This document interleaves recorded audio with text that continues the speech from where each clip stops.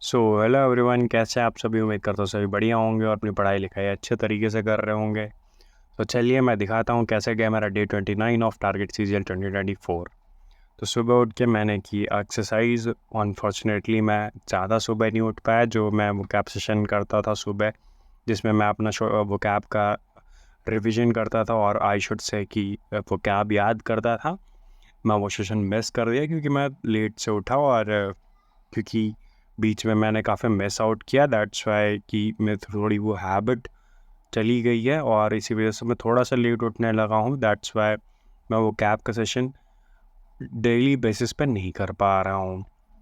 Then मैं करता हूँ, पहले तो आप सभी को पता है, मैं करता हूँ स्ट्रेचिंग, देन करता हूँ running according to my potential, then करता हूँ yoga which is more important.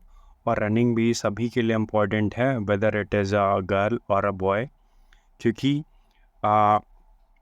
मतलब दोनों ही लोगों को अगर डिजीज़ फ्री रहना है तो आपको करना पड़ेगा। देन मैं करता हूँ head stand which is very tough, but अगर आप प्रैक्टिस करेंगे डे टू डे तो मैं नियरली 15 to 20 डेज़ में आप सीख जाएंगे। मैंने भी काफ़ी प्रैक्टिस की है, तब जाके मैं सीख पाया हूँ। तो एक दिन में नहीं आएगा, हो सकता है आपको टाइम लगे, मुझे भी लगा था। देन मैं करता हूँ अपना पहला session of education which was maths class from 8 to 10:30, जिसमें हमने पढ़ी ज्योमेट्री, जो कि मैं पढ़ रहा हूँ रेमो सर से फ्रॉम एन अकेडमी।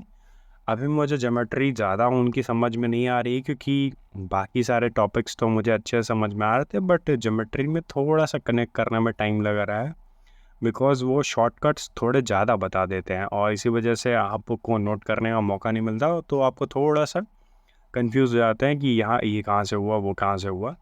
देन मैं करता हूँ स्पॉटिंग एरर्स का प्रैक्टिस, क्योंकि मेरा इंग्लिश का सिलेबस ऑलमोस्ट कंप्लीट है। ऑलमोस्ट मैं इसलिए बोल रहा हूँ क्योंकि इंग्लिश का कुछ चीज़ें हैं जो कभी नेवर एंडिंग है।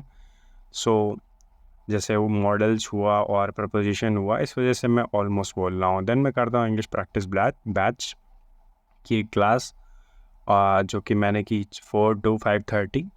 और क्योंकि आजकल लाइट का प्रॉब्लम रहता है गांव में, जो गांव में रहते हैं उन्हें पता होगा, तो लाइट नहीं आ रही थी, मैं बिना पंखे के बैठा तो मुझे बहुत ज़्यादा ही गर्मी लग रही थी। देन मैं करता हूँ स्टैटिक जीके फ्रॉम 5:30 to 7, और 1.5 घंटे मैंने रिवीजन किया, और यू शुड से कि आई शुड से कि मैं लर्न किया, क्योंकि स्टैटिक जीके के नोट्स तो बनते जा रहे हैं और साथ में बर्डन भी बढ़ता चला जा रहा है। और क्योंकि सभी को पता है कि अगर हम रिवीजन को प्रेफरेंस देंगे तो अगर हम 80% या 50% भी सिलेबस ख़त्म करते हैं, तो हो सकता है उसी 50% में से जो एग्ज़ाम आया वो 80% एग्ज़ाम उसी से बन जाए, और आपको 50% अगर पक्का होगा तो आप क्वालिफाई हो जाएंगे। और इसमें कोई आगे इंटरव्यू तो है नहीं जो आपको इंटरव्यू देना पड़ेगा, आगे आप फंस जाएंगे।